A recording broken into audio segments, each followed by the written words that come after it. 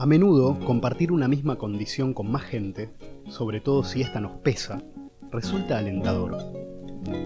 Si el médico te diagnostica una patología terrible y al mismo tiempo te advierte que está presente y activa en la totalidad de los cuerpos humanos dispersos por el mundo, el folio con el tratamiento ya tiene un lugar garantizado en la papelera que está a la salida del centro de salud. Esa broma tonta, según la cual hasta que no muera el último individuo no sabremos si la muerte es tan solo una enfermedad demasiado extendida, tiene algo de gracia. Decir todos o casi todos lo mismo da. Son prácticamente sinónimos. Y si no lo son, las sociedades siempre están dispuestas a hacer algo doloroso para que lo sean. Pero, curiosamente, una misma condición no siempre es asumida con alivio. A veces es negada. Sobre todo cuando ver que los demás tienen lo mismo que uno nos arroja una imagen incómoda sobre nosotros mismos. Si sufrir con los demás resulta fácil y reconfortante, acercarse al otro para ver cómo salir de ahí parece un fiasco seguro. En todo caso, en la competencia generalizada para participar en la autodestrucción, si una misma condición imposibilitante es compartida por muchos, no parece un problema a tener en cuenta. Parece incluso una forma de simplificar las cosas, de nuevo, un alivio. Me pregunto si esto pasó con la pérdida del olfato que trajo la última pandemia. Además, una segunda o tercera naturaleza sin olfato estaría mejor adaptada en muchos aspectos. El imaginario sobre una sofisticada tecnoevolución de los cuerpos siempre es pensada por lo que trae de prótesis, pero no la valoramos lo suficiente en las preocupaciones que nos puede ahorrar quitándonos capacidades. Volviendo a la pandemia, es cierto, es mejor perder la nariz que la vida. Pero eso no justifica la ligereza con la que se vio que estamos dispuestos a perder uno de nuestros sentidos. Y si estamos dispuestos a dejarnos la nariz en la ardua tarea cotidiana de seguir construyendo las condiciones para comprobar empíricamente si la mortalidad es una enfermedad o un destino irremediable, sin duda que todavía existan millones de personas que se quedaron sin reconocer los maravillosos efluvios de las ciudades por un mal virus, tampoco es la muerte de nadie.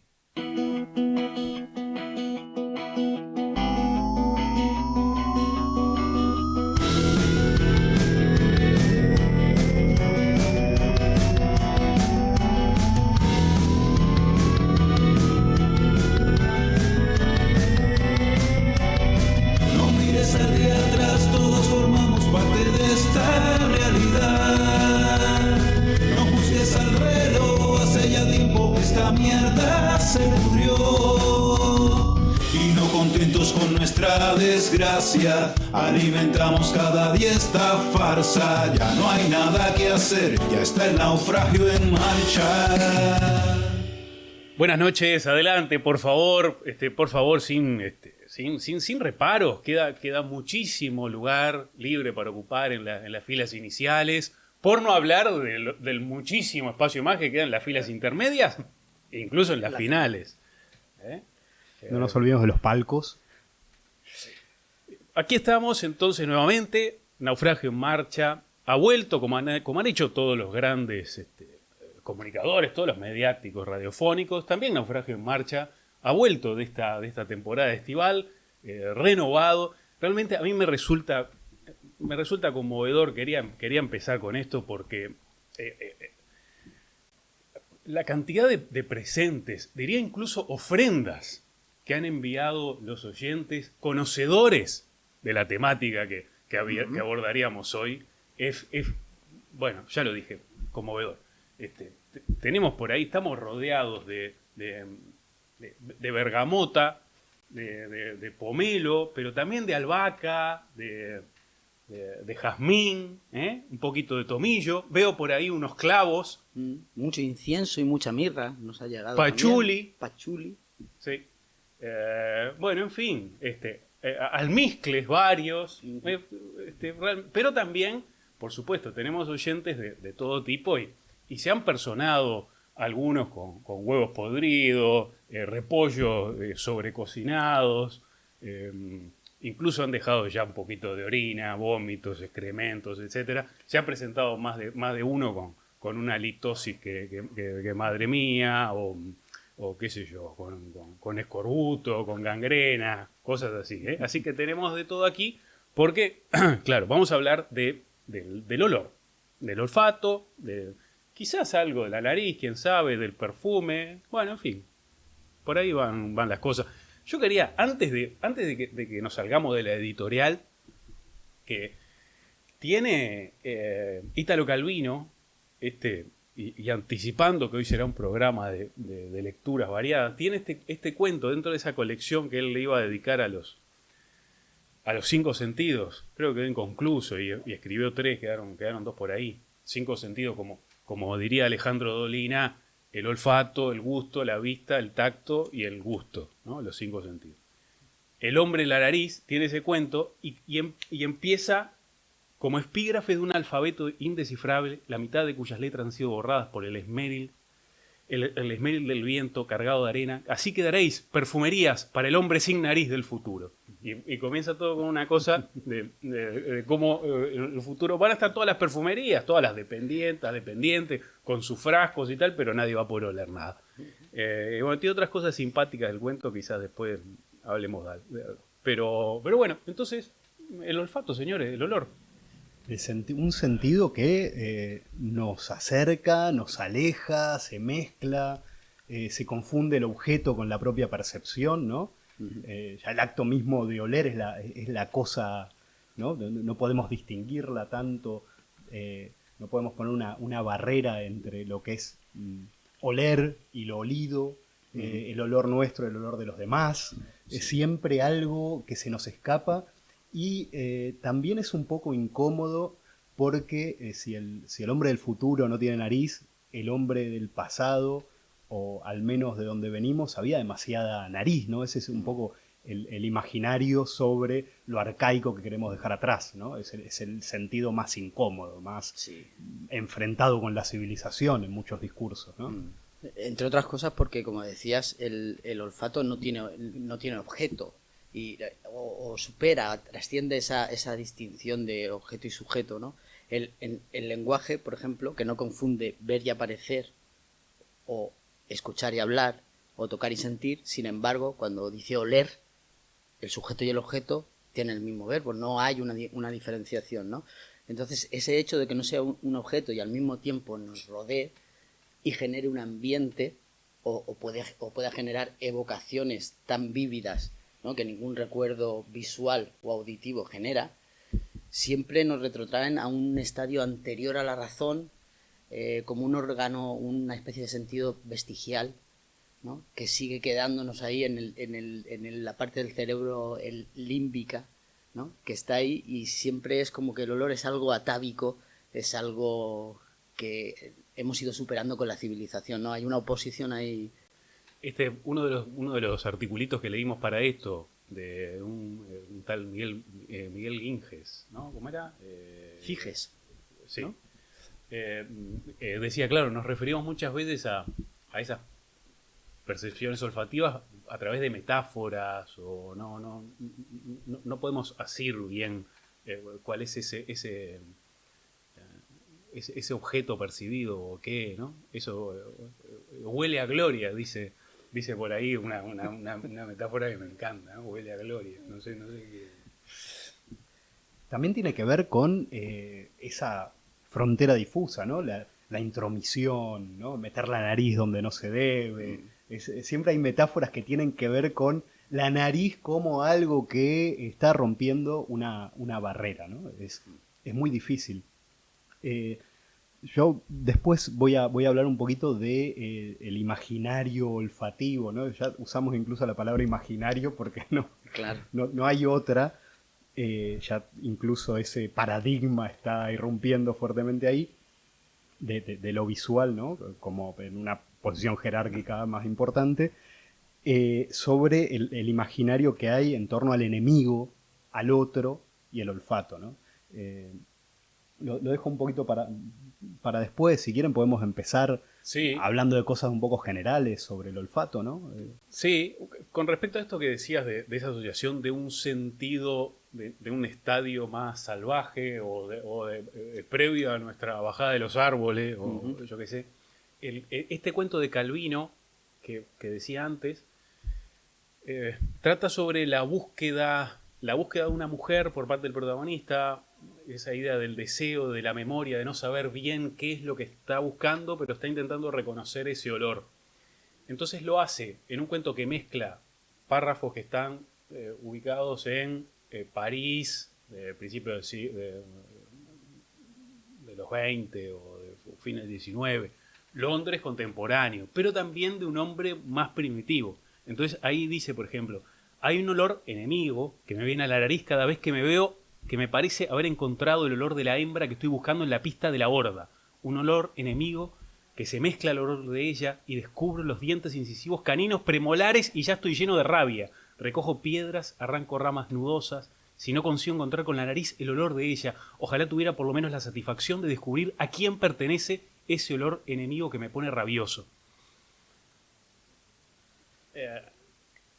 Sí, es hablar también a través de metáforas, porque no sabe lo que está buscando.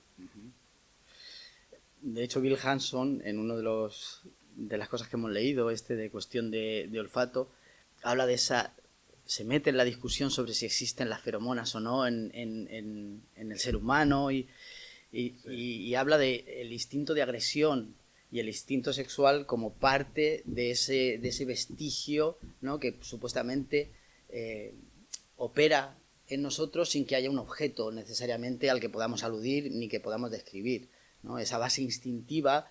De hecho, la idea del olfato es lo instintivo. Tener olfato para algo es que no pasa por un proceso racional, sino que es una especie de investigación que uno hace que no está mediada por lo racional, ¿no? Entonces, lo que decías de Calvino está apelando a ese mezcla lo sexual y lo agresivo, ¿no? Como parte de la emoción que despierta el olor. Incluso esto que decías, lo de las feromonas, que claro, no se sabe, o no se sabe, hay discusión, ¿no?, al respecto de si se liberan esas feromonas sexuales o no. Pero hay, por ejemplo, un estudio que hicieron ahí unos tipos con una cosa androstenona, sí, que combinaba sudor axilar masculino con una feromona, algo del cerdo, algo así. Y eso lo pusieron en una silla de una sala de espera de dentistas. Y entonces el estudio concluía que las mujeres se habían sentado mayormente en las sillas que tenían esta androstenona. Entonces, bueno, eso como prueba de que podría existir esa liberación. Que bueno, que sí pasa con otras especies, que se utiliza el olor como medio de comunicación, ¿no? De guía, de alerta, de... Sí, sí. Incluso cuando cita algunos estudios de esto, después se va a una parte que habla del olor, pero no tanto de la parte agresiva y sexual, sino en la parte nutricia, cuando habla de las mujeres que están amamantando y el olor que despide la areola del pecho de una mujer que está amamantando, como que hay un reconocimiento y un vínculo, y también al mismo tiempo el olor se convierte en vínculo y en vínculo nutricio, ¿no? En reconocimiento, no solo agresividad y posesión en el lado de lo sexual, sino también en el lado de la crianza, ¿no? Y es curioso porque en todos los aspectos que comenta en el libro, todos los estudios dicen, bueno, no es concluyente, hay debates como que es inasible, ¿no? Intentamos saber qué es el olor, qué función cumple en nuestro comportamiento, pero el hecho de no ser un objeto realmente o no tener una delimitación clara se nos escapa, ¿no? Sí. Otra de las cosas, bueno, yéndonos para atrás, no vamos a perder la ocasión de citar a nuestros grandes clásicos, como por ejemplo la Biblia. Porque nos vamos para atrás siempre sosteniendo la premisa de este programa, que es el olor es una invención moderna, ¿no? Más allá de todos estos discursos. Claro. Sí. Bueno, en este caso, si no el olor, el perfume. Por las cosas que hemos estado viendo, parece que el perfume sí que se puede considerar como algo, o el rechazo de los malos olores. Claro. O, bueno, los malos olores requieren también un aprendizaje, digamos. Claro. No hay una natural aversión hacia el excremento. O una, ¿no? No tenemos aversión de manera natural hacia lo pestilente, hay un aprendizaje ahí también, ¿no? Claro, sí, habría que ver cosas de la putrefacción. Claro, si ya no te están indicando un rechazo necesario, ¿no? Claro. Bueno, total. En el Génesis, capítulo 2, ¿sí? Y dice algo así, ¿no? Como por el versículo 7, una cosa así. Dice, bueno, el día en que Yahvé Dios hizo la tierra y los cielos, no había sobre la tierra arbusto ni ninguna planta silvestre había brotado, pues Yahvé Dios no había hecho llover, bueno, en fin, ¿no? Todas esas cosas. Sin embargo, brotó desde la tierra un manantial y regó toda su superficie. Y aquí lo que nos interesa. Entonces, Yahvé tomó al hombre con polvo, formó al hombre con polvo de la tierra y sopló en sus narices aliento de vida. En sus narices, señores. Claro, la nariz, bueno, está esa teoría antropológica, no sé qué validez tiene esto, ¿no? Pero de bipedismo como una forma de alejar la nariz del suelo, etcétera, ¿no? Y, yo creo que Freud toma este tipo de teorías también para pensar en la civilización y tal. Y después, perdón, quería simplemente, ya para poder cerrar la Biblia de una vez por todas, en Éxodo, capítulo 30, están hablando ahí, qué sé yo, Yahvé y Moisés, ¿no? Están ahí charlando ahí. Y le dijo, ¿no? Yahvé a Moisés, dice, procúrate en cantidades iguales los siguientes aromas: resina, espinos y gálbano, especies aromáticas e incienso puro. Prepara con ellos, según el arte del perfumista, un incienso perfumado, sazonado con sal, puro y santo. Molerás una parte que pondrás delante del testimonio de los mandamientos, ¿no? En la tienda de las citas, que es donde se juntaban. Cómo me gustaría un bar, tienda de las citas. Donde yo me reúno contigo, será para ustedes cosa sacratísima. No harán perfume de semejante composición para uso personal. La tendrán por cosa reservada a Yahvé. Cualquiera que haga otra igual para recrearse con su fragancia será exterminado de entre los suyos. Y esto no te lo pongo en los mandamientos, pero acordate. No leo mandamiento, pero recomendación fuerte. Por no salirnos del todo de la cuestión bíblica, es curioso que en las ofrendas que llevan los reyes de Oriente, denominados reyes magos, al nacimiento, a la encarnación terrena de Dios, está el oro como símbolo de pureza y de riqueza, pero está el incienso y la mirra, que ambas tienen un componente olfativo. Claro. El incienso como forma de acceso a la deidad o de forma de trascendencia, y la mirra porque se utilizaba fundamentalmente para embalsamar cuerpos, para recordarle al Hijo de Dios que él seguía siendo mortal. Esa es una de las interpretaciones, ¿no? Es curioso que en esas ofrendas prima 2 de 3 tienen que ver con el olor, ¿no? Con lo olfativo. Claro, y después incluso quizá lo comentemos a raíz de, bueno, también de los egipcios y eso, pero el olor y lo religioso, lo sagrado también tienen una cercanía, incluso como contacto con una cuestión trascendente de pasar de la experiencia terrestre por la sacerdotisa Apolo, esta Pitia, y eso se pegaba unos saques ahí con algún incienso o algo y empezaba a ver cosas, ¿no? Y era a través del olfativo, quiero decir, que entraban en trance. En Los hermanos Karamazov, Dostoyevsky sitúa un episodio muy doloroso y problemático para Alyosha, ¿no? Que es un poco el protagonista, que es la muerte del starets, que es como su maestro, ¿no? A quien él sigue, este asceta.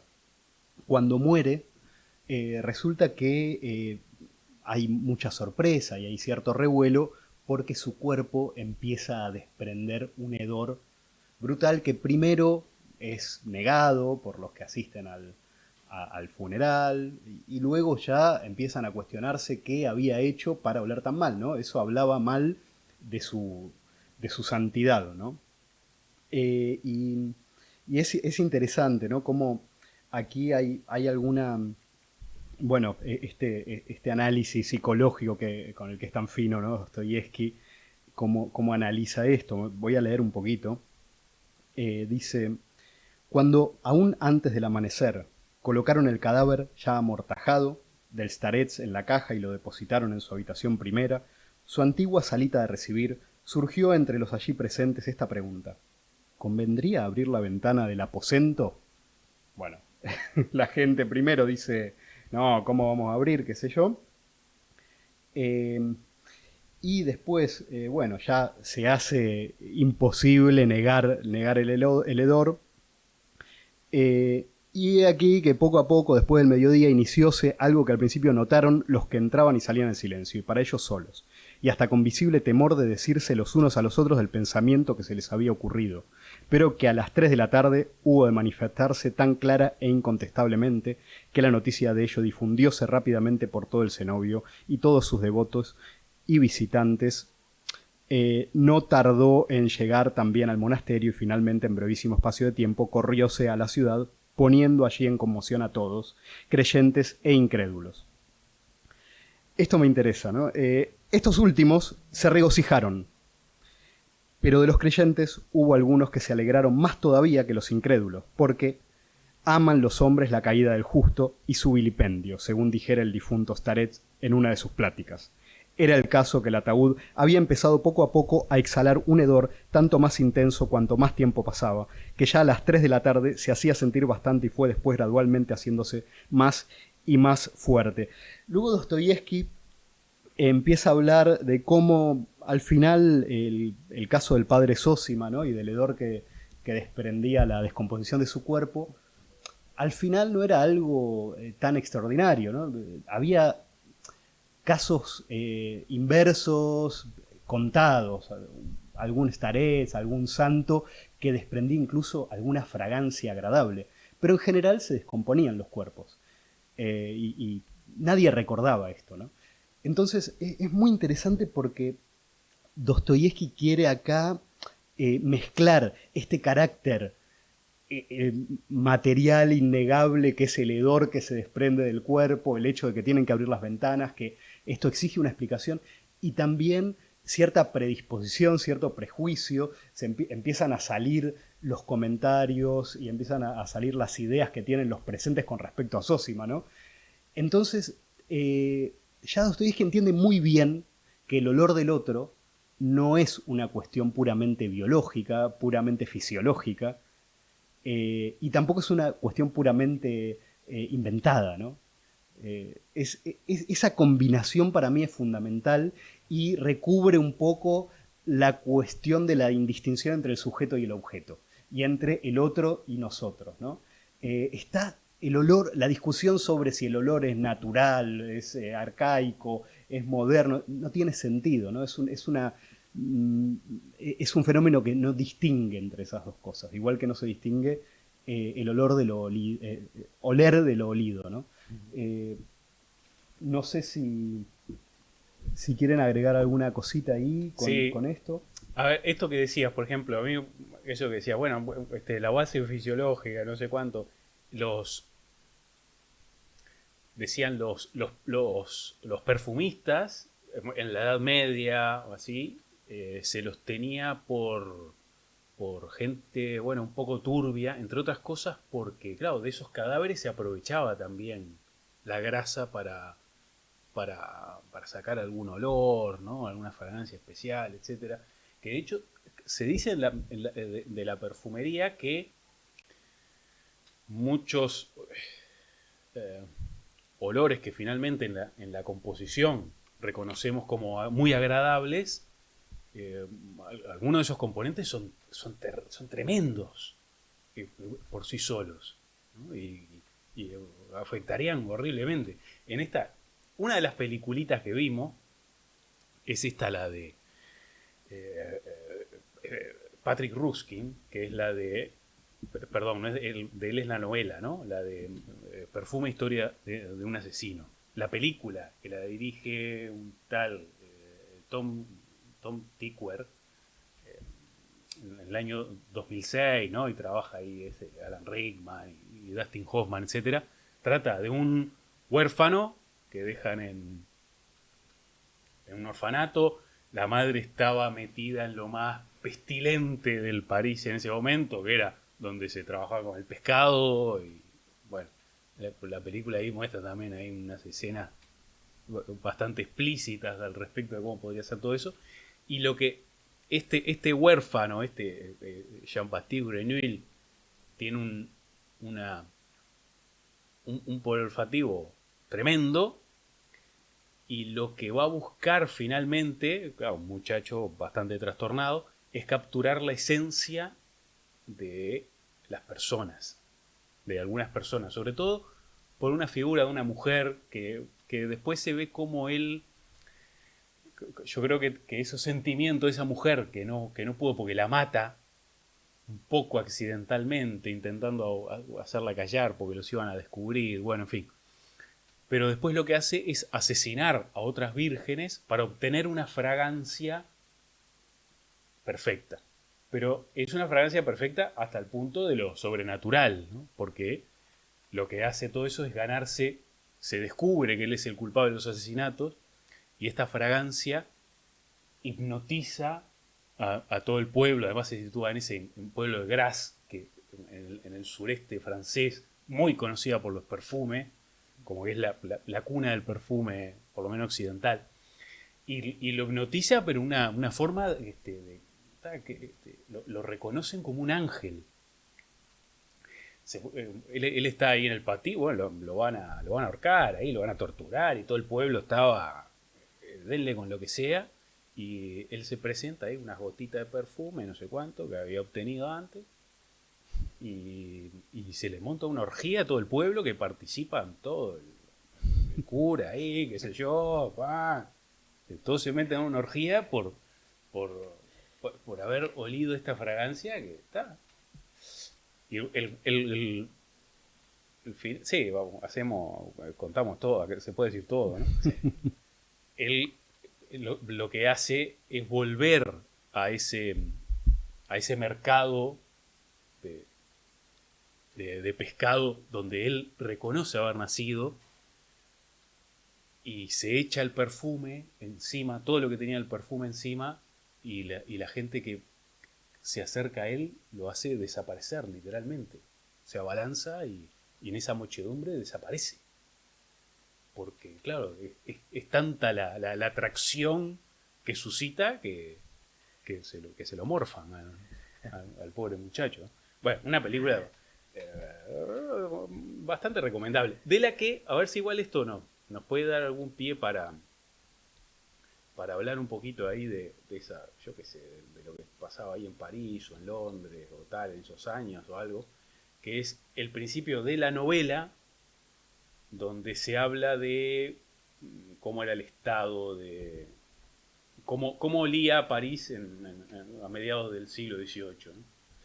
Y dice algo así, dice: en el siglo XVIII vivió en Francia uno de los hombres más geniales y abominables de una época en que no escasearon los hombres abominables y geniales. Aquí relataremos su historia. Se llamaba Jean-Baptiste Grenouille, y si su nombre, a diferencia del de otros monstruos geniales como de Sade, Saint-Just, Fouché, Napoleón, etc., ha caído en el olvido, no se debe en modo alguno a que Grenouille fuera a la saga de estos hombres célebres y tenebrosos en altanería, desprecio por sus semejantes, inmoralidad, en una palabra, impiedad, sino que su genio y su única ambición se limitaban a un terreno que no deja huellas en la historia, el efímero mundo de los olores. En la época que nos ocupa, reinaba en las ciudades un hedor apenas concebible para el hombre moderno. Las calles apestaban a estiércol, los patios interiores apestaban a orina, los huecos de las escaleras apestaban a madera podrida y excrementos de rata, las cocinas a col podrida y grasa de carnero, los aposentos sin ventilación apestaban a polvo enmohecido, los dormitorios a sábanas grasientas, a edredones húmedos y al penetrante olor dulzón de los orinales. Las chimeneas apestaban a azufre, las curtidurías a lejías cáusticas, los mataderos a sangre coagulada. Hombres y mujeres apestaban a sudor y a ropa sucia. En sus bocas apestaban los dientes infectados, los alientos olían a cebolla, y los cuerpos, cuando ya no eran jóvenes, a queso rancio, a leche agria y a tumores malignos. Apestaban los ríos, apestaban las plazas, apestaban las iglesias, y el hedor se respiraba por igual bajo los puentes y en los palacios. El campesino apestaba como el clérigo, el oficial de artesano como la esposa del maestro. Apestaba la nobleza entera, y si incluso el rey apestaba como un animal carnicero y la reina como una cabra vieja, tanto en verano como en invierno, porque en el siglo XVIII aún no se había atajado la actividad corrosiva de las bacterias, y por consiguiente no había ninguna acción humana ni creadora ni destructiva, ninguna manifestación de vida incipiente o en decadencia que no fuera acompañada de algún hedor. espectacular. Un retrato magnífico, dan ganas de irse para allá inmediatamente. En esto hay una parte de un libro de Lewis Mumford, en la ciudad y en la historia, que recorre desde las primeras ciudades hasta los años 60, que es cuando escribe el libro, y hace una mención a estas ideas sobre las ciudades pestilentes de la Edad Media o del siglo XVII e incluso XVIII. Y tiene una cosa curiosa, Lewis Mumford dice, sabemos de estas crónicas por gente que llegaba de otras ciudades y llegaba y decía, qué mal huele aquí. Decía, eso en realidad nos puede predisponer en sentido contrario. Es decir, si podía oler que eso era así, es que en muchos otros sitios, en muchas otras ciudades, no olía así. En el momento en que estamos embebidos en un ambiente putrefacto y que huele mal, no nos apercibimos del olor. Era necesario que en otras partes de la ciudad o en otras ciudades eso no existiese. Así que en realidad Mumford dice, lo que se está retratando ahí es una parte de la ciudad que por lo general correspondía a unas clases sociales determinadas y que eran las que generaban esa animadversión hacia el olor, que ojo, lo que decía antes Pedro, es decir, no es solo una construcción cultural, sino que tiene una base fisiológica. Obviamente, no habían canalizaciones de aguas residuales, los retretes eran públicos cuando lo eran, no había retretes privados, es decir, eso tenía una base física. Pero la elaboración de que toda la ciudad olía así, o que toda una época olía de determinada forma, eso es interesante de ver, ¿no? Claro, porque igual hay alguna, por ejemplo, alguna noticia, que igual me estoy adelantando a secciones venideras, pero acerca del Támesis y del Sena, por ejemplo, en el siglo XVIII, siglo XIX, que claro que se marca que es que estaba inundando la ciudad, pero estaba por culpa de los ríos que transportaban todo, y a lo mejor en algún momento había más acumulación por X factor y saltaba eso realmente mucho a la vista. Claro. Pero que, quiero decir, se registran esos momentos en que como algo excepcional. Algo excepcional. El Támesis, con el Támesis no se puede más. Claro. O con el Sena no se puede más. Claro, sí. Además es que en muchas de esas ciudades, entre el paso de la Edad Media a la Edad Moderna, lo que se vive realmente es un desarrollo de los talleres y de las pequeñas industrias urbanas, las tintorerías, las curtidorías, que en realidad después salen de la ciudad entre el siglo XIX y el siglo XX. Todas esas actividades industriales que tienen procesos químicos o de transformación que generan malos olores se trasladan fuera de la ciudad, pero hay un momento en que coexiste esa pequeña industria que se está desarrollando con una ciudad medieval en la que todo, animales, mercado, esas industrias ahí. Hay fotografías de Charles Marville, que fue el fotógrafo de Haussmann, que fotografió toda la reconversión de París, que fotografía las calles, los callejones de París, y hay algunas fotografías de las tintorerías que habían dentro de París. Y uno, viendo solo la fotografía, uno se imagina cómo podía oler eso, cómo podía oler una curtidoría dentro de una ciudad, ¿no? Porque, digo, de todas formas, aunque sea eso, está claro que esa acumulación en los siglos XVII y XVIII en las ciudades tenía que haber provocado, claro, una concentración, ¿no? Y ahí están esas normas, eso que relata ahí Corbin en el perfume o el miasma, de mucha normativa nueva y infraestructuras para atajar lo que estaba produciendo esa concentración, ¿no? Claro, sí. Este autor que citabas, Alain Corbin, hizo el prefacio de un libro muy interesante de Juliette Cormont, El olor del enemigo, 1914-1918, publicado en el 2010. Es un libro sobre los prejuicios olfativos sobre los alemanes en el contexto de la Gran Guerra. Y la autora hace un recorrido, se basa muchísimo en fuentes antropológicas, ¿no? Para darle como una especie de marco teórico a las interpretaciones.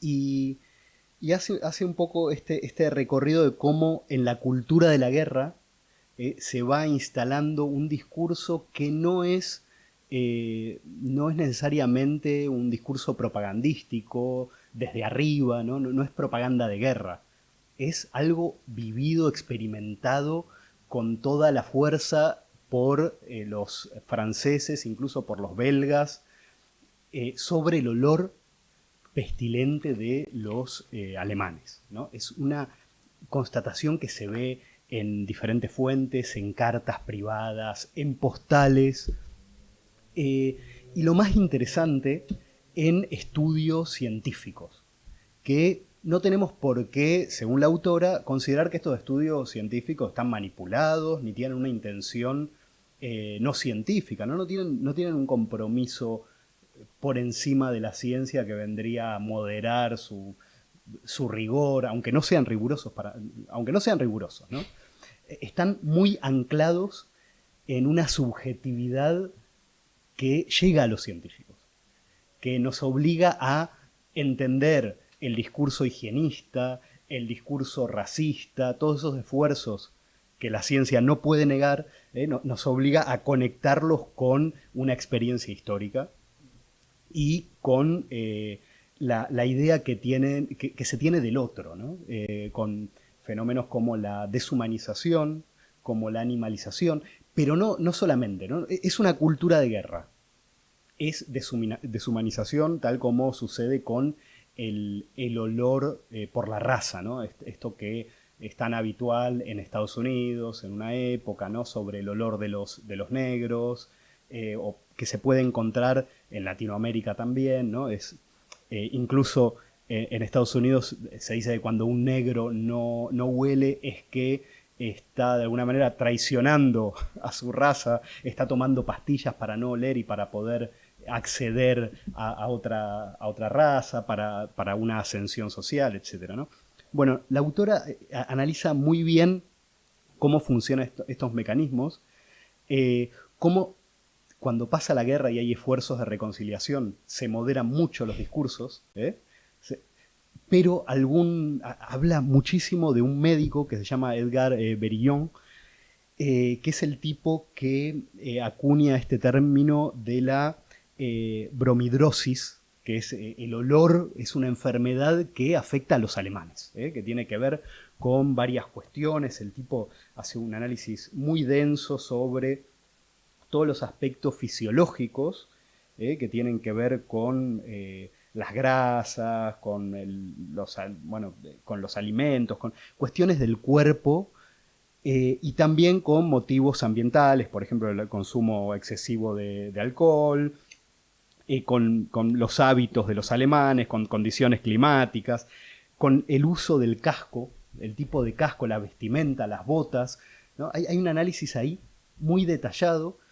Este tipo sigue después de la guerra con sus teorías, tiene mucho eco en la prensa, tiene eco en escritores de diferentes lugares, no solamente franceses, y está muy bien ver cómo están imbricados, ¿no? Este discurso médico, el discurso higienista, el racismo, los prejuicios y también cuestiones innegablemente dolorosas para la experiencia de los que escriben, por ejemplo, los ataques de armas químicas con gases mortales, ¿no? Que rompen con las convenciones anteriores en la Primera Guerra, hacen que se multipliquen los discursos sobre el olor de los alemanes. Incluso se fusiona ahí la idea de que los alemanes no solamente exhalan olores insoportables, días después de que pasen por una ciudad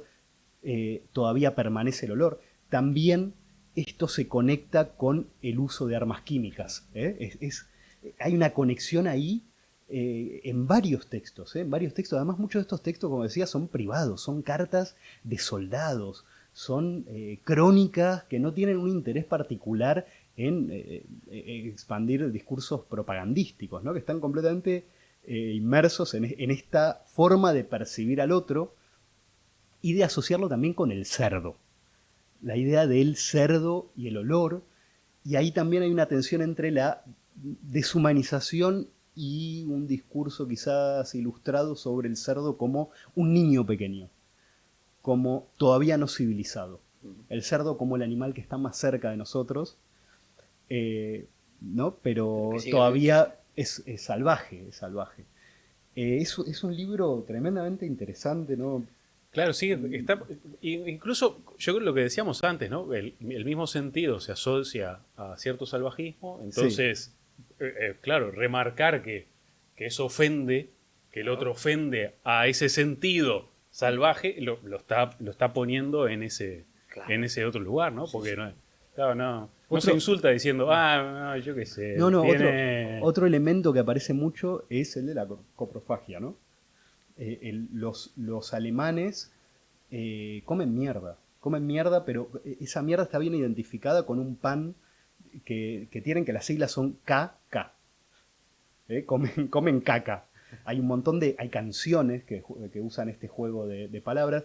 Es un pan hecho a base de patatas, que parece que es horrible, ¿no?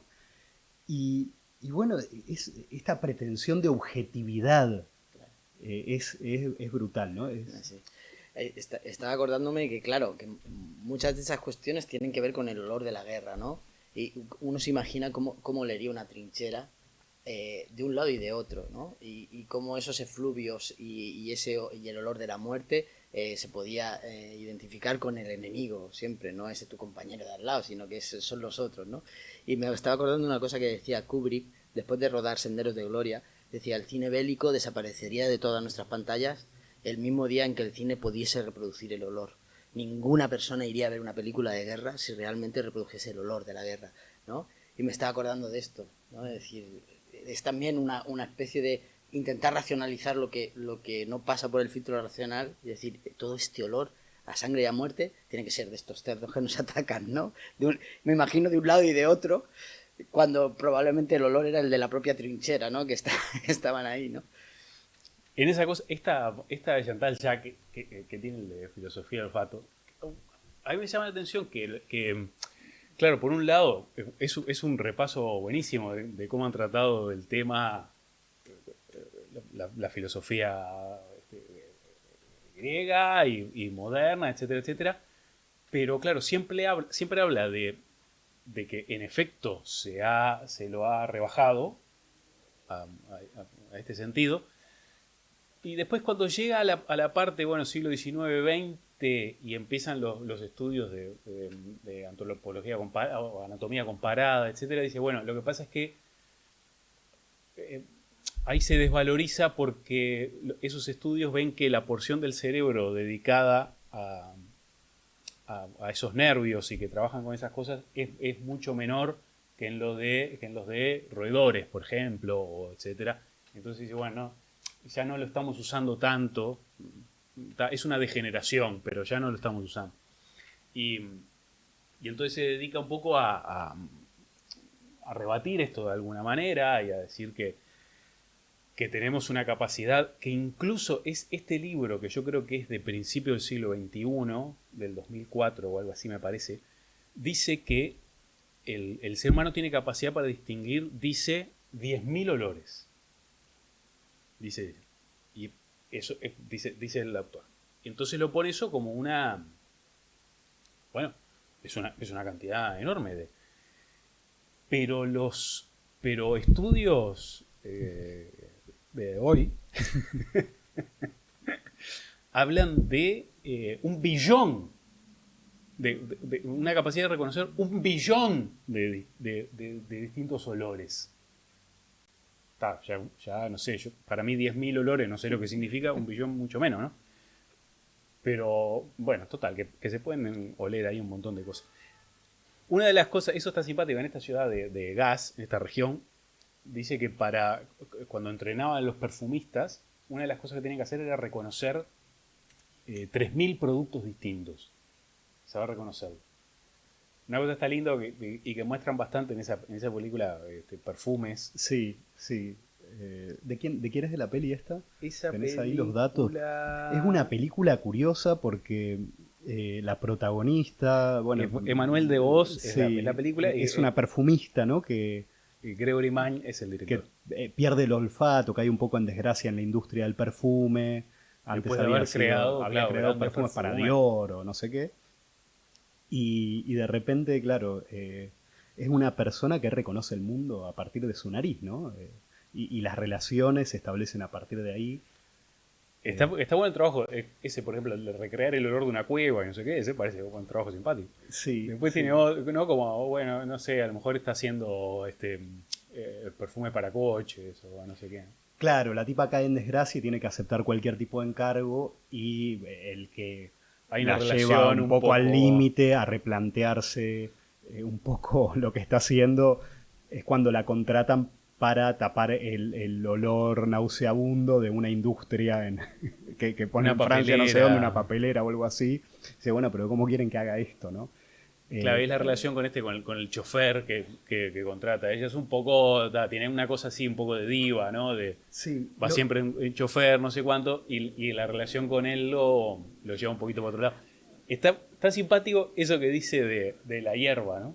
Claro, el olor de la hierba, eso está interesante. ¿Te acordás un poco mejor? No, que yo? están juntos en un sitio y él está ahí, están cortando el césped, y entonces él le habla de los recuerdos que le vienen con eso, etcétera. Y ella le dice, sí, Le da la fenómeno. explicación científica, ¿no? Fenómeno, pero lo que está oliendo es la hierba que está metiendo algunas bacterias porque Se piensa siente que atacada. se siente atacada, y entonces está soltando algunas cosas para defenderse porque piensa que está muriendo. Para que vengan otros insectos. Entonces lo que sucede es una masacre, ¿no? Claro, es una masacre. Es el Lo que olor a la estás muerte, oliendo ¿no? es el olor de la muerte.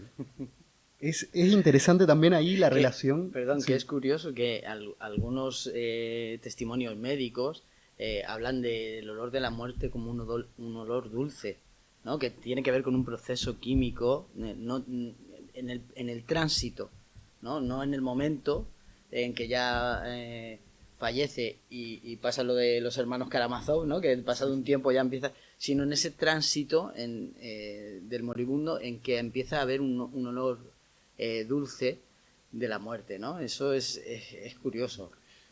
Y bueno, y ahí está, no sé esto por dónde se puede tirar, pero ese aliento, ¿no? Esa cosa que no pesa en el cuerpo, que la última exhalación, eso tiene que tener algo de olfativo. Sí, sí, sí. Esos 21 gramos, ¿no? Eso 21 gramos. El alma huele, entonces. Sí, yo qué sé, vamos a decir que sí. En la película había un discurso un poco de clase también, ¿no?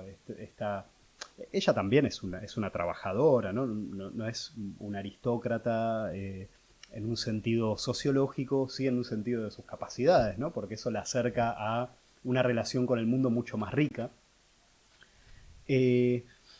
Pero se encuentra con este chofer que es un tipo que también tiene una relación con el mundo muy compleja, ¿no? Que no es un tipo que en sus relaciones, que tenga unas relaciones degradadas con el mundo. Es un tipo que está en una búsqueda y está entusiasmado con el mundo, ¿no? y en conflicto constante, por eso se llevan muy bien. Pero siempre está la cuestión de que él no tiene esa capacidad, ¿no? Tiene esa riqueza.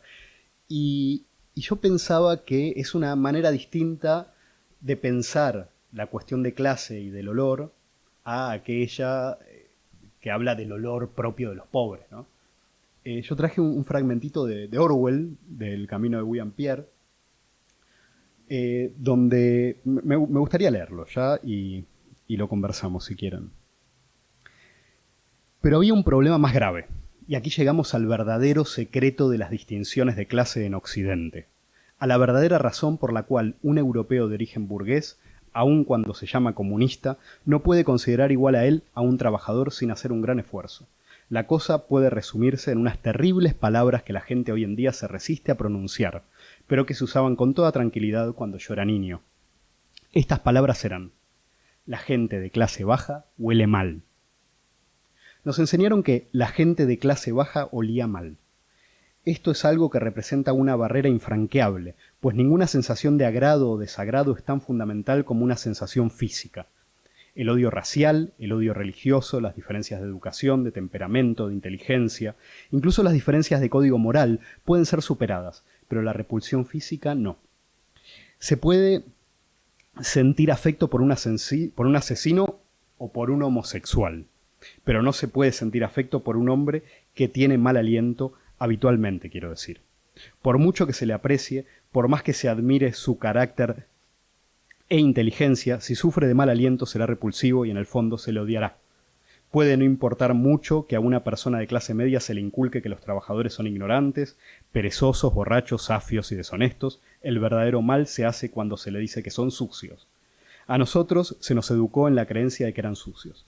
A una edad muy temprana adquirimos la idea de que había algo vagamente repulsivo en el cuerpo de un trabajador, y nunca nos aproximábamos a ellos si podíamos evitarlo. Veíamos bajar por la calle a un alto y sudoroso picapedrero con su pico al hombro. Mirábamos su camisa descolorida y sus pantalones de pana, acartonados por la suciedad de una década, y nos imaginábamos las capas de mugrientos harapos que había debajo, y debajo de todo el cuerpo sucio. Todo marrón, así es como me lo imaginaba yo, con su intenso vaho, como de tocino. Si veíamos a un vagabundo quitándose las botas en una zanja, no se nos ocurría pensar que quizás a él no le gustaba llevar los pies negros. E incluso la gente de clase baja, de quien sabíamos que iban limpios, los criados, por ejemplo, eran un tanto desagradables. El olor de su transpiración, la misma textura de su piel, eran misteriosamente diferentes de los nuestros. Bueno, tremendo el fragmento de Orwell del Camino de Guy-Gampier, que también tiene un libro de Vagabundo en París y Londres donde retrata, ¿no?, esta forma de alguien que ha estudiado en Eton, que fue parte de la policía imperial en Birmania, ¿no?, pero que siempre en Eton vivió esa distinción de clase de alguien que estaba en un lugar equivocado, ¿no?, y como que durante toda su vida estuvo del lado equivocado, o por lo menos la primera mitad de su vida, y todo el resto intenta hacer lo contrario, ¿no?, ponerse del lado bueno de la historia. Y me parece muy curioso eso que dice, que hay barreras de clase que se pueden traspasar. Ahí está pensando en la posibilidad de hacerlo él, ¿no?, y de ponerse del lado de los oprimidos, a pesar de haber nacido en un lugar privilegiado, pero que hay algunas que no.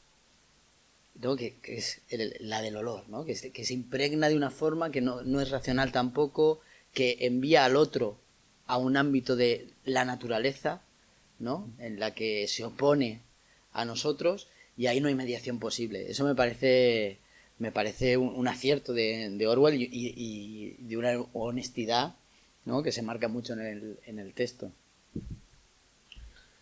Muy bien. Bueno, ¿tenemos alguna cosita más incluso para leer? Sí, no sé si quieren hacer un poquito de filosofía, Nietzsche, tenés vos por ahí, ¿no? Yo tengo algo de Horkheimer y Adorno, no sé.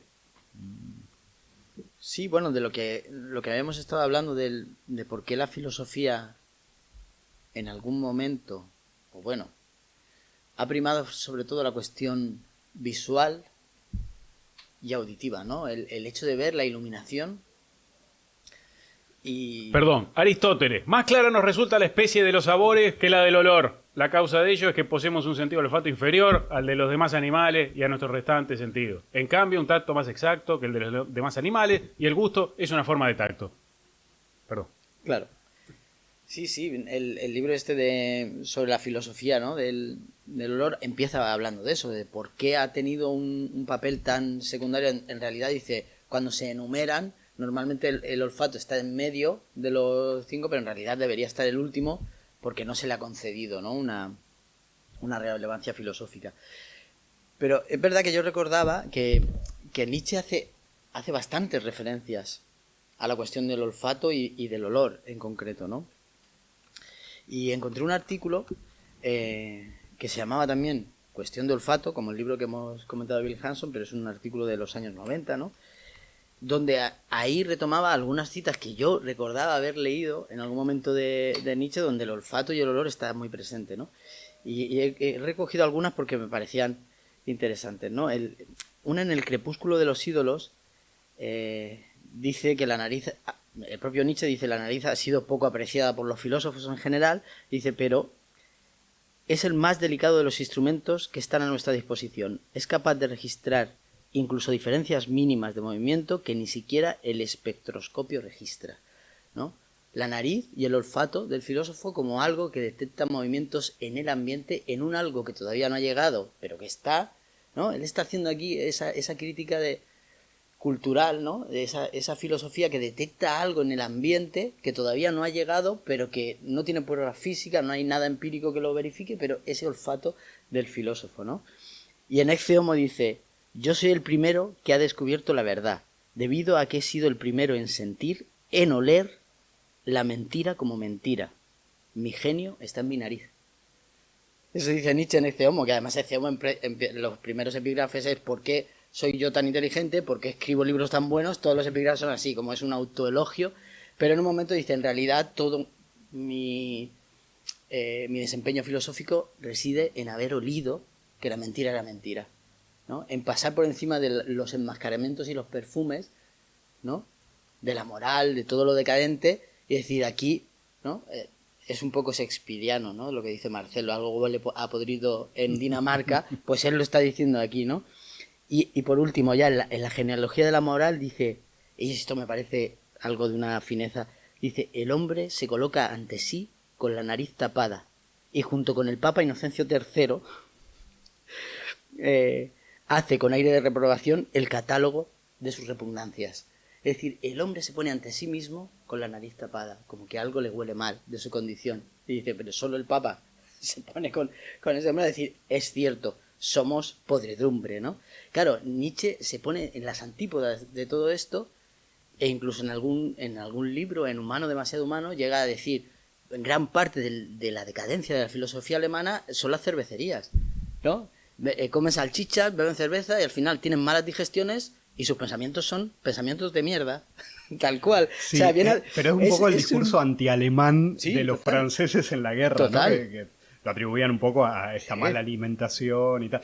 Bueno, también en Los Hermanos Karamazov alguien habla de que al Staret le gustaban mucho las masitas con té y qué sé yo: ¿cómo vas a ser un santo y te van a invitar a tomar el té? Claro. Eso es interesante. Quizás menos por estos prejuicios biologicistas, que no creo que Nietzsche caiga ahí, como sí hacían estos científicos, ¿no? Ya del siglo XX, una reivindicación del cuerpo y de los sentidos, ¿no? Totalmente. Contra una concepción de la ilustración que nos hace eliminar progresivamente todo eso. Y yo traje también un fragmento de Dialéctica de la Ilustración, justamente, que habla sobre es la parte del antisemitismo de Horkheimer y Adorno, y dice, bueno, es un poco complejo el texto, pero lo voy a leer. Vale, empiezo acá. No hay antisemita que no lleve en la sangre la tendencia a imitar lo que para él es judío. Por lo demás, se trata siempre de cifras miméticas: el movimiento de la mano que acompaña la argumentación, el tono cantarino de la voz que, independientemente del sentido del juicio, dibuja una imagen movida de la cosa y del sentimiento, la nariz, el principium individuationis fisionómico, casi una sigla que imprime en la cara del individuo su carácter particular. En las ambiguas tendencias del olfato sobrevive la antigua nostalgia de lo bajo, de la unión inmediata con la naturaleza externa, con la tierra y el fango. Entre todos los sentidos, el olfato, que es atraído sin objetivar, es el que testimonia con la mayor evidencia el impulso a perderse en lo otro y asimilarse a ello. Por eso, el olor como percepción y como percibido, que se hace uno en el acto de oler, es más expresión que los otros sentidos. En el mirar se sigue siendo quien se es, en el oler el sujeto se pierde. Así, para la civilización, el olor es una vergüenza, un estigma de clases sociales bajas, de razas inferiores y animales innobles. Entregarse a este placer es lícito para el civilizado solo si la prohibición es suspendida mediante un razonamiento al servicio de fines real o aparentemente prácticos. Se puede consentir el impulso prohibido solo si hay duda alguna, si no hay duda alguna de que ello ocurre para destruirlo, ¿no? Y acá habla un poco de cómo los alemanes, al final, a través de la risa, de la broma, pueden imitar al judío en ese sentido. Pueden oler, ¿no? De repente pueden oler. Pueden usar su nariz porque tienen que destruir al judío. y es terrible, ¿no? Dice, quien busca olores, malos olores, para eliminarlos, puede imitar a sus anchas el acto de olfatear, que tiene en el olor su placer no racionalizado. En la medida en que el civilizado neutraliza el impulso prohibido identificándose de forma incondicional con la instancia que lo prohíbe, ese impulso es admitido, ¿no? Cuando sobrepasan ese límite, dice después, pueden reírse, pueden bromear con eso, ¿no? Los nazis pueden al final sobrepasar ese límite solamente porque están en esta actividad práctica, Claro. que es este servicio que vienen a hacerle a la humanidad de la destrucción de los judíos. No me acordaba que el fragmento condensaba tantas cosas que dijimos, ¿no? Ujú. Sobre esa indistinción entre sujeto y objeto. Claro. Sobre el estadio de naturaleza o precivilizado al que se manda al otro a través del olor, ¿no? Que además tiene un paralelismo curioso, ¿no? Siempre que se dice de otras razas supuestamente inferiores, otras etnias que huelen, ¿qué tal? Al mismo tiempo se hace hincapié en que tiene una nariz particular, ¿no? Con los negros también, que tienen unos orificios nasales muy abiertos, ¿no? Que casi los emparentan con los primates. Es curioso, ¿no? Creo que en algún sitio lo he leído, no recuerdo ahora mismo, esa doble... huelen y además huelen en el sentido de que tienen una nariz demasiado prominente, ¿no? Se inmiscuyen en los asuntos de los demás o están siempre donde no deben estar. Es terrible, ¿no? La capacidad que tiene el olor de establecer diferencias sociales. Yo acordaba que saludamos a un programa amigo de Naufragio diciendo que, en algunas culturas el olerse forma parte del saludo. Y eso en el de filosofía del olfato, dice lejos de ser obstáculos de la vida en sociedad, el olor y el olfato suelen desempeñar un papel decisivo en la delimitación de la sociabilidad. En sus saludos y en sus rituales de bienvenida presiden intercambios entre los hombres de muchas culturas. El beso con la nariz, aspirar el olor del otro, constituyen modos de contacto y de comunicación. En el dialecto que se habla en Hadramaut, que es una región ahí que está ahí en Yemen, que de hecho Yemen también es una zona importante del incienso, De perfumes, etcétera. sí. Asma significa olfatearse uno al otro para abrazarse, besarse y recibirse. Bueno, no sé qué incorporaría esta práctica, que ya parece un poco degenerada. En la India las formas tradicionales de recibimiento también consisten en oler la cabeza de alguien. Los Vedas evocan el placer que sienten los padres al oler la cabeza de sus hijos cuando regresan después de haber estado ausentes. Es una forma de reconocimiento, ¿no? Está claro, para lo que se quiera usar, Claro. es una forma de reconocimiento.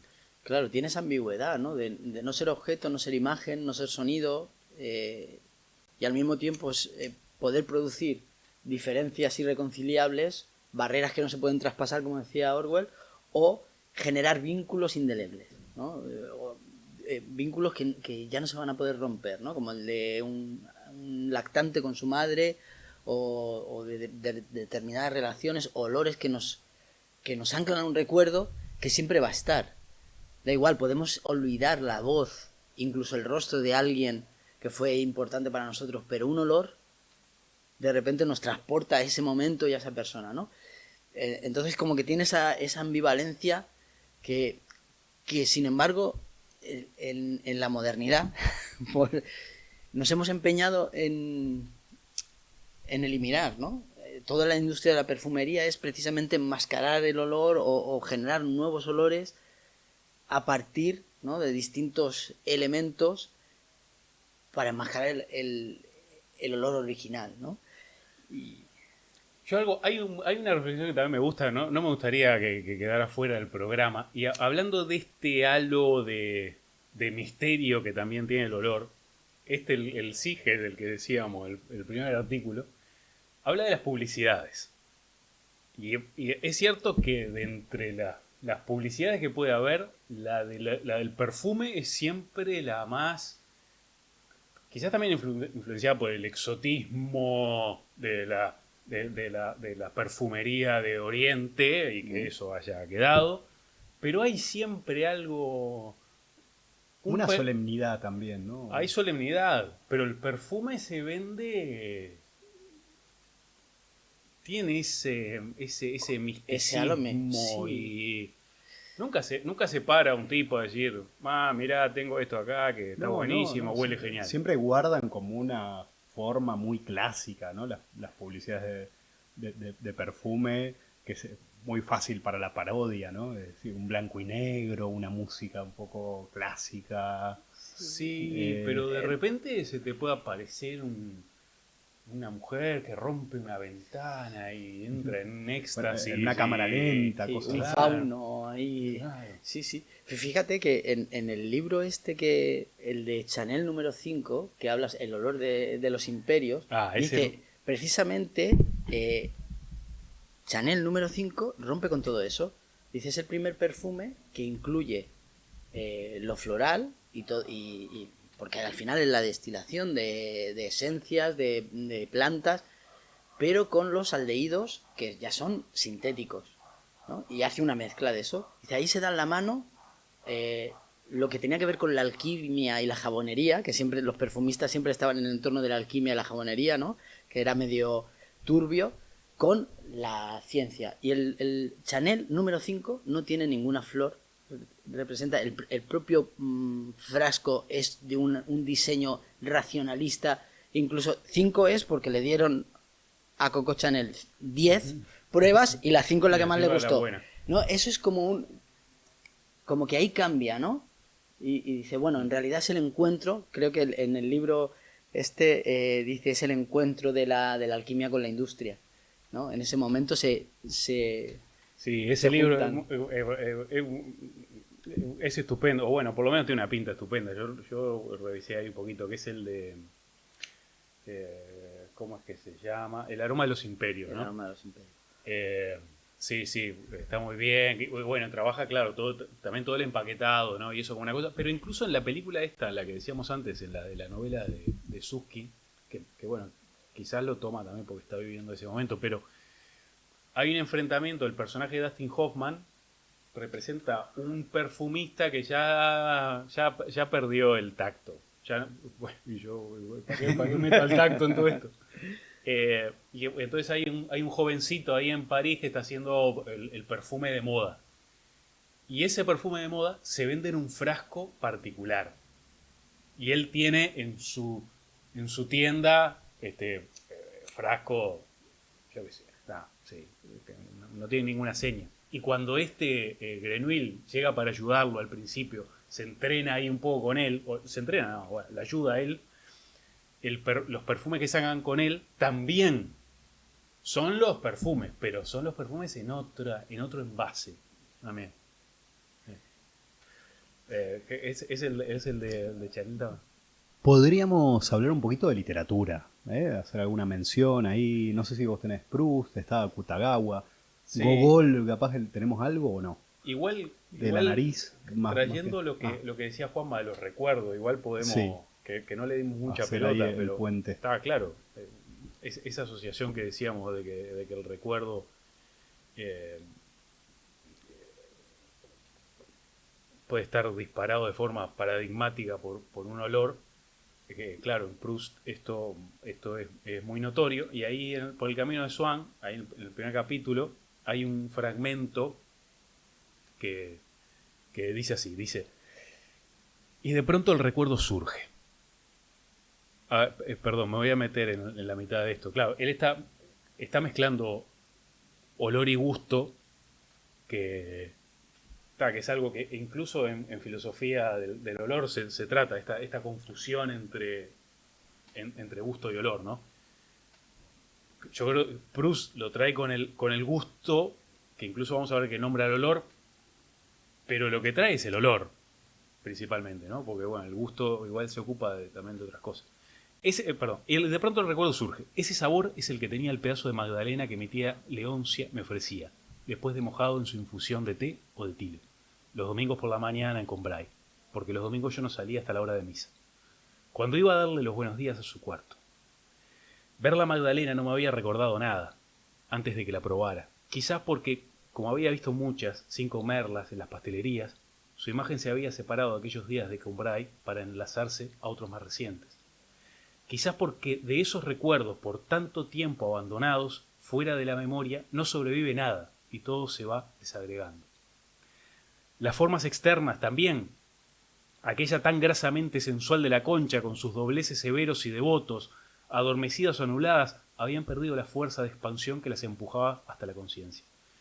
Pero cuando nada subsiste ya de un pasado antiguo, cuando han muerto los seres y se han derrumbado las cosas, solos, más frágiles, más vivos, más inmateriales, más persistentes y más fieles que nunca, el olor y el sabor perduran mucho más, y recuerdan, y aguardan, y esperan, sobre las ruinas de todo, y soportan sin doblegarse en su impalpable gotita el edificio enorme del recuerdo. Oh. Ah, ¿Vos trajiste algo de gogol de nariz? O No traje nada. hay una... Al escuchar estas palabras de Proust también leídas por Mira, porque hay que reconocerlo, Sí. porque es que... cómo el olor está anclado con el sentimiento de la nostalgia, ¿verdad? ¿No? Cómo los olores nos pueden llegar a reclamar partes de nosotros que en un ámbito racional no consentiríamos, y sin embargo nos transportan a algo que somos, ¿no? Y que está ahí, ¿no? Se nos ha inscrito en un lugar que no sabemos cómo lidiar con él, ¿no? Sí, sin duda. Son insondables por completo. Cosas que jamás podrían volver a la memoria de otra forma. Tampoco es fácil traerlos a la memoria de manera, no sé si consciente, pero es difícil. Es muy difícil manejar incluso esos recuerdos, ¿no? Es prácticamente un sueño de que aparece y la evidencia de Proust es otra, ¿no? Ahí escribió como miles de páginas, pero a mí me sucede que son cosas que aparecen y se van.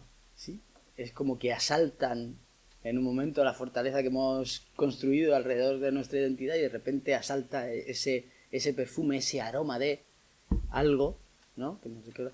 Estoy recordando ahora que tengo muy asociado a determinados momentos de mi vida de estar leyendo y escribiendo unas velas que hacía una empresa que no me acuerdo del nombre, no es por no hacerle publicidad, se la haría, pero que ya no he vuelto a encontrar, que eran unas velas, que eran Books and Candles, que hacían velas aromáticas con motivos literarios, y yo recuerdo que tenía una en concreto que era del estudio de Sherlock Holmes.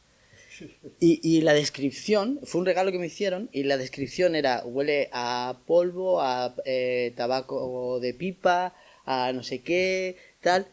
Y uno encendía eso, y yo, claro, no he vuelto a oler, pero sí que tengo el recuerdo de que cuando yo vuelva a oler eso, me va a transportar a esos momentos, ¿no? De encender esa vela y creer que estaba en el estudio con Sherlock Holmes. Y hay todo, después he estado buscando esta mañana, y hay toda una industria de velas aromáticas que incluso te dicen una panadería en Nueva York, una noche en Bagdad, y son velas que intentan lo que decías antes de, claro, es difícil reconstruir eso. Si no te asalta el olor de forma casual, es muy difícil llevarlo, ¿no? Pero hay como toda una pequeña industria que se dedica a eso. Aquí tienes una vela que te puede transportar. Bueno, ¿no? hay un artículo que no comentamos, que es un artículo de Esperanza Navarro, que se llama El olor de los libros antiguos. Es una cosita muy breve, pero que explica cómo se está intentando fijar eso como patrimonio cultural, con una nariz electrónica que fije el olor de los libros. Sí, y es buenísimo porque en ese artículo dice: ¿por qué huelen los libros viejos tan bien? Y dice: es que la pulpa de madera tiene un proceso químico que segrega una cosa que tiene un nombre que recuerda a la vainilla. O sea, los libros viejos huelen a vainilla. Y además el color que toman las hojas es parecido a la vainilla. Entonces uno se da cuenta de por qué cuando coge un libro viejo, la primera tentación es abrirlo y meter la nariz, ¿no? Antes que mirar el índice es meter la nariz. En la peli esta que comentábamos del perfume, claro, la tipa que trabaja de nariz, justamente, ¿no? Tiene un control sobre esta capacidad. Eso es interesante, ¿no? Vos hablabas antes del episodio en el que tiene que reproducir el olor de una cueva, ¿no? Entonces va ahí a hacer trabajo de campo, a ver cómo huele la cueva, los alrededores, tal, no sé qué. Y lo identifica muy bien con determinados elementos químicos, etcétera. Eso es brutal, ¿no? Al final, quizás esto que es virtual para nosotros podría ser una capacidad, ¿no? Actualizada en nuestra vida cotidiana, quizás en otro modo de producción, no lo sé. pero claro, realmente acá. No, pero hay una, ¿cómo es? Hay algo que es microspia o y macrospia, una cosa así, no me va a salir el término, pero es esa capacidad que nosotros, se supone que de verdad que Sí. la tenemos disminuida y que estas personas, La conservan o la tienen, ¿no? claro, Sí, sí. He traído una cosa que viene a colación de esto de, claro, no sé si en otro mundo o en otra forma, ¿no? Podríamos recuperar esa capacidad, ¿no? Para entrenar nuestro olfato. Norbert Elias tiene un libro que se llama El proceso de civilización, que recoge manuales de buenas costumbres desde el siglo XVI hasta el siglo XVIII, y entonces él dice, es que en realidad hay una educación constante en las buenas maneras, que normalmente leían aquellas clases letradas que en realidad venían de una extracción social inferior, pero iban a servir a casas de una clase marginal superior, es decir, el hijo de un labrador iba a un noble venido a menos a servir, y el hijo del noble iba a casa de no sé quién, y era una especie de movilidad, pero los libros de buenas costumbres estaban escritos para esas clases que hacían ese tránsito y se educaban ahí, ¿no? Y recoge una cosa que es muy curiosa, dice, ahí en realidad se entrenaban las buenas maneras, y una de las cosas era desterrar las cosas que tenían que ver con todo lo escatológico, con lo corporal y con el olor. Y recoge un libro, El Galateo, de Della Caso, un cortesano italiano en 1558, que hace recomendaciones, y dice, no se puede ir caminando con otra gente y señalar una suciedad que se ha visto en el camino, por ejemplo, un animal muerto, eso es de mal gusto. Y a continuación dice, esto es la cita, dice, mucho menos se debe mostrar a otros cosas fétidas para que las huelan, como suelen hacer algunos con gran inoportunidad, que se las acercan a la nariz y dicen, oled, por favor, qué fétido es esto, cuando podrían decir, no oláis, que apesta. Claro, y ahí está, esto es una enseñanza, pero en la misma enseñanza ya te está diciendo que las costumbres eran otras, que es decir, que si ves una mierda o ves algo que está hediendo, lo primero que nos sale es decir, venid todos a oler esto. Y dice, no, claro, quédatelo para ti y dile a los demás que no. Esa cosa de lo cultural que hablábamos antes también lo ves en los niños, que el niño es loco por mostrar sus excrescencias, sus mucosidades. Esto es una... Por favor. Claro, por favor. ¿Por qué no están tomando registro? Claro, disfrute de esto, por favor. A mí me quedó acá un cuentito de Ryunosuke Akutagawa, que ya estuvo en el programa en algún momento. Es un cuento anterior a Rashomon. Y acá, claro, el otro día hablando con un amigo sobre la falta de películas sobre el olor, sobre el aroma, ¿no? Porque hay muchas cosas que tienen en el título, aromas, fragancia, qué sé yo, pero no tienen nada que ver. Es difícil encontrar, ¿eh? Tampoco buscamos tanto, es verdad. Vimos un par.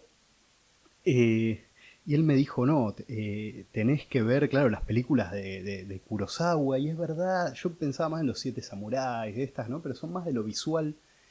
Y la relación con la naturaleza es verdad que hay una insistencia también con la cuestión olfativa. Y por ahí el vínculo, ¿no? Rashomon la llevó al cine Kurosawa. Habría que pensar, quizás si hacemos otra edición algún día sobre olores y el olfato, podríamos pensar también en el olfato en Japón, En el libro este de Curmont habla un poco de los japoneses, ¿no? Pero, en fin, podría quedar ahí como una cosa pendiente. Este cuento habla un poco en la línea de Gogol, de la nariz, de un episodio un poco gracioso sobre un monje que tiene una nariz muy grande, ¿no? Una nariz de 16 centímetros. No hay nadie en todo Ike-no-wo que no conozca la nariz de Senshi Naibu. Medirá unos 16 centímetros y es como un colgajo que desciende hasta más abajo del mentón.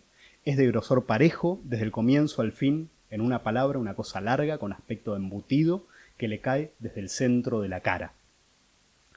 Este tipo no tiene tanto problema con que se rían de su nariz, tal, pero le molesta tener la nariz grande.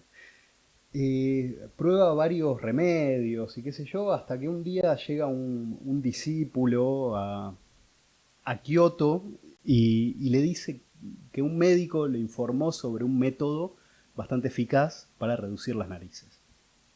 Y dice, el método era muy simple y consistía en hervir la nariz y pisotearla después. El discípulo trajo del baño un balde de agua tan caliente que no podía introducirse en ella el dedo.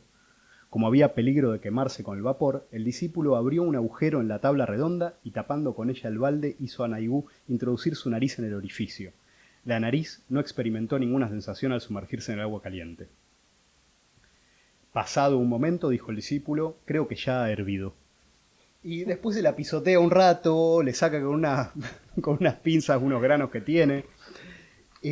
Pero el problema es que Naibu, con la nariz ya reducida, primero está muy contento y al final ve que todo el mundo se burla mucho más de él.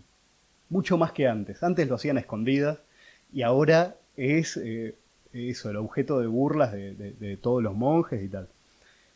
Y dice una cosa interesante ahí, un poco moral, ¿no? Como decía Dostoyevsky antes, que es, en el hombre conviven dos sentimientos opuestos. No hay nadie, por ejemplo, que ante la desgracia del prójimo no sienta compasión.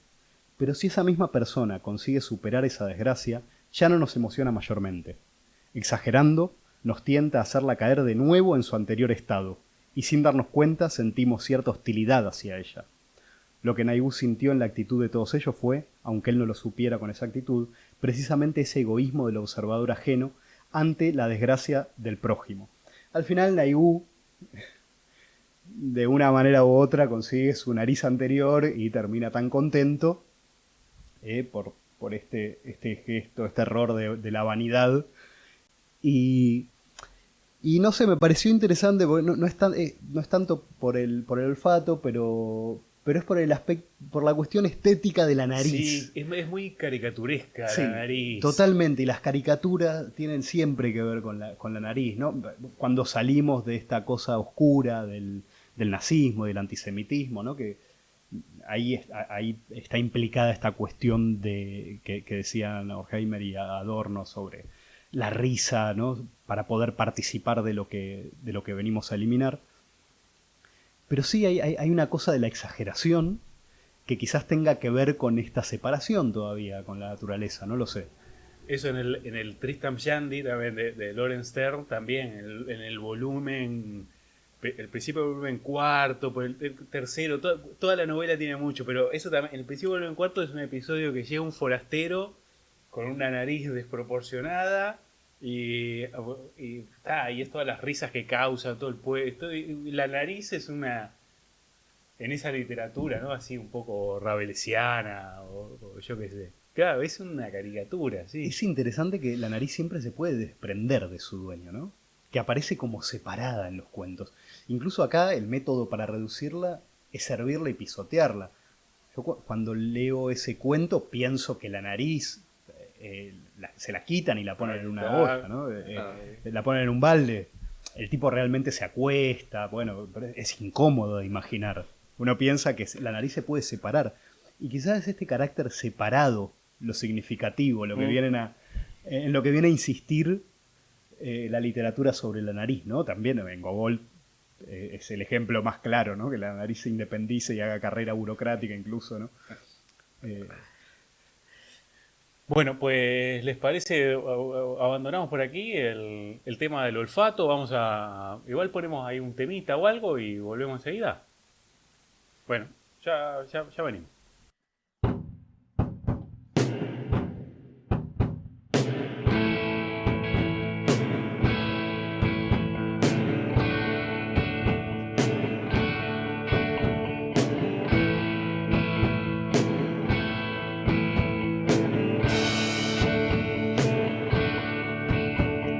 Pasa la clase de mates, pasa la clase de lengua, bajamos al recreo, jugamos un partido, hueles mal, hueles mal, hueles mal. Hueles mal.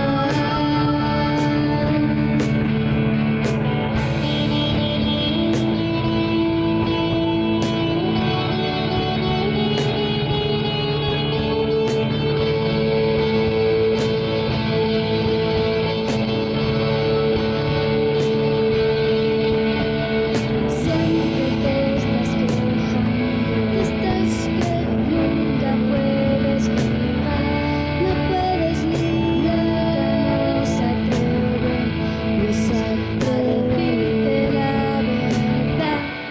Hueles mal, hueles mal, hueles mal. Hueles mal, hueles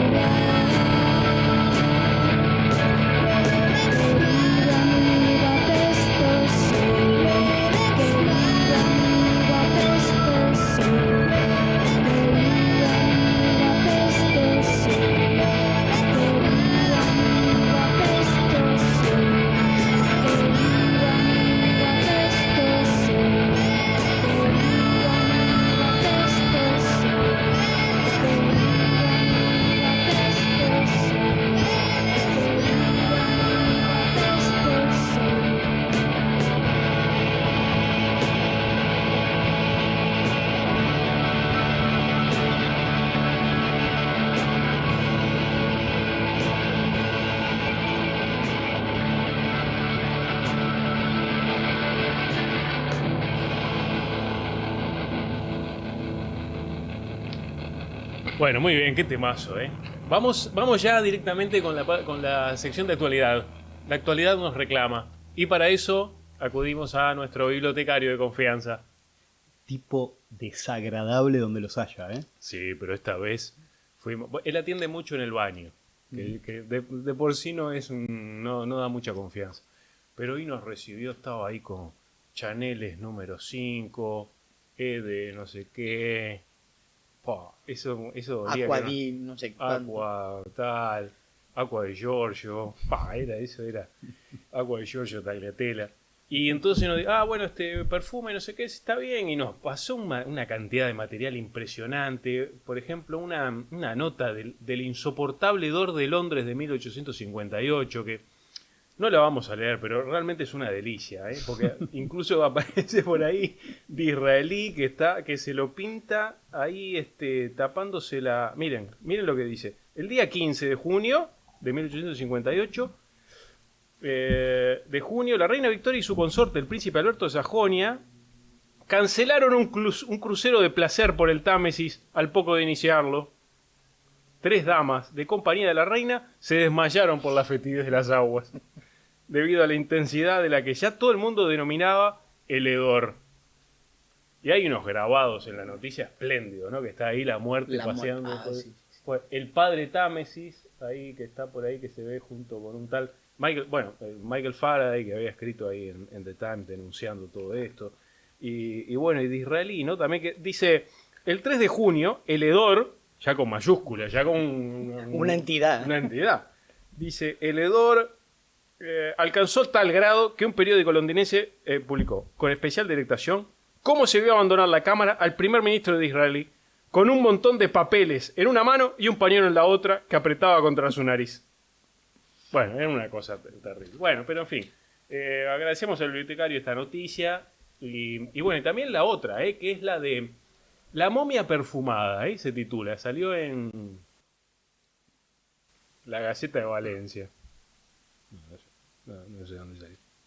Bueno, dice lo siguiente, porque claro, cuenta este momento que Howard Carter, en 1922, entra ahí en unas excavaciones ahí para descubrir ahí unas tumbas de faraones, ¿no? Dice así la noticia, que es deliciosa. A golpes breves en la piedra sellada y sin más artificio que un cabo de vela, el señor Howard Carter abrió el 26 de noviembre de 1922 una grieta al pasado. Una ráfaga de aire caliente salió de la tumba recién horadada.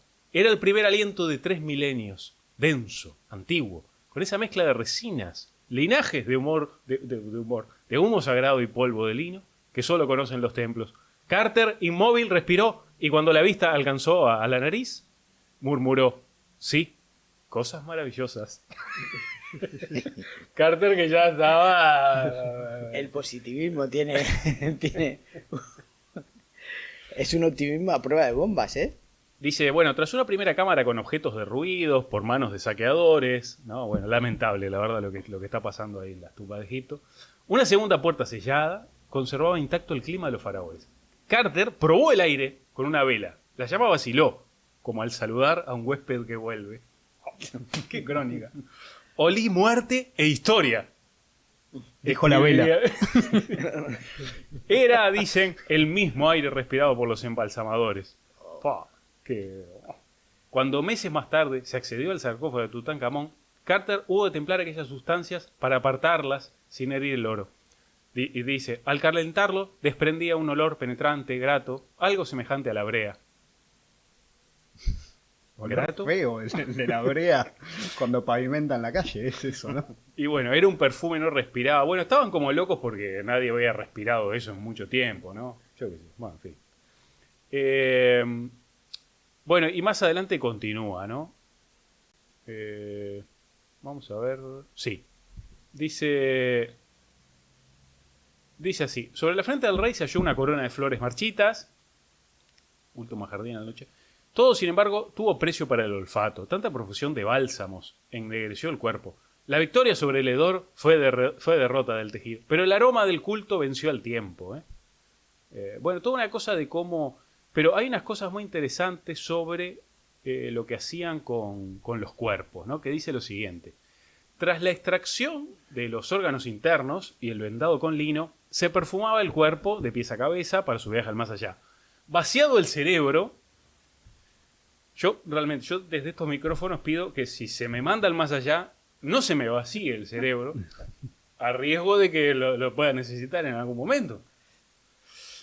Se rellenaba el interior del cráneo con mirra, incienso y aceite de cedro, como registró el historiador griego del siglo I, Diócoro Sully. Bueno, la cavidad abdominal, yo también necesito mi cavidad, se purificaba con vino de palma. Bueno, en fin. Toda una cosa que será a los cuerpos muy desagradable todo, ¿no? Por más que lo quieran vestir de perfume, No, pero... Claro, era como una especie de condimentación que no sabías si enterrarlo o comértelo después, ¿no? Porque con mirra, con miel, creo que también, ¿no? Miel también, Miel también. se ponían todas unas Sí, cosas sí. terribles, ¿no? Bueno, en fin, ¿no? Un montón de cosas. Mm. Dice, Creo que en alguna tumba de algún faraón de estos se encontró que en las cavidades nasales habían introducido 2 granos de pimienta. ¿No? Que eso... Sí. Lo he leído yo por ahí, ¿eh? dice, el alma viajaba al otro mundo en las vueltas del humo. Mientras los sacerdotes recitaban fórmulas mágicas, a por ellos, oe, yo que sé, alguna cosa así, se sacrificaban toros y patos ahí a mansalva. Sus corazones eran colocados bajo la nariz del difunto para que aspirase la vitalidad contenida en el cuerpo de los animales. Bueno, unos bárbaros. Luego se encendían inciensos y se entonaban más fórmulas todavía. Menos B, más menos, raíz cuadrada. Todos los objetos acompañaban el viaje del difunto al más allá, ataúdes, cofres, figuras animadas, eran barnizados con resinas. Bueno, tantas riquezas fueron halladas en la tumba de Tutankamón que a Howard Carter le tomó 10 años catalogarlas. Se sabría más de los aromas del antiguo Egipto si no fuera por un detalle. Dice, un cuidadoso análisis de las cámaras de la tumba demostró que aquellas pequeñas habitaciones fueron saqueadas 2 veces. O sea que todo esto que decimos, igual fueron los propios saqueadores. Los que pusieron esas cosas ahí porque olía muy mal. Este cerebro me está oliendo raro. Demostró que aquellas pequeñas habitaciones, en la primera incursión fueron tras el oro, el bronce y la plata. Para tener el podio. Para tener el podio completo. Todo lo que no huele. En la segunda, en cambio, otro tipo de ladrones, dice la crónica, fueron por algo mucho más valioso, según afirmó Carter, interesado en este asunto. El objetivo eran los aceites y los ungüentos. O sea, oro no, que ya va para ahí el rey, no sé quién los tendría, Baltasar, el que te... No, Baltasar, a mí dame los claro. aceites y los ungüentos. Este último robo tuvo que planearse cuidadosamente. Como las vasijas de piedra eran demasiado pesadas y aparatosas, los ladrones vinieron provistos de recipientes más convenientes, ¿no? Bueno, qué sé yo. Toda una movida ahí para llevarse un aceite de oliva que la verdad ya estaba ya bajo de precio. No había tapa de jarra que no hubiese sido arrancada. Bueno, estaba todo. En las paredes interiores... Todavía, dice la crónica, todavía pueden verse las huellas digitales de aquellos ladrones. Bueno, en fin. Tremendo lo que pasó en la tumba de Tutankamón. Realmente se esmeraban mucho estos sacerdotes para perfumar el cuerpo. ¿Cómo estaría el Tutankamón? Estaría también medio podridito. Porque No iba, la verdad, no iba para santo. ¿Cuánto te puedo leer un cerebro? No te puedo leer tanto. Bueno, en fin. Así que bueno, muchísimas noticias, ¿no? La del hedor de Londres ahí, la tumba de Tutankamón, toda una actualidad para despedir así nuestro programa del olor y bueno, y pedir clemencia y reencuentro. Nos olemos. Nos estamos oliendo.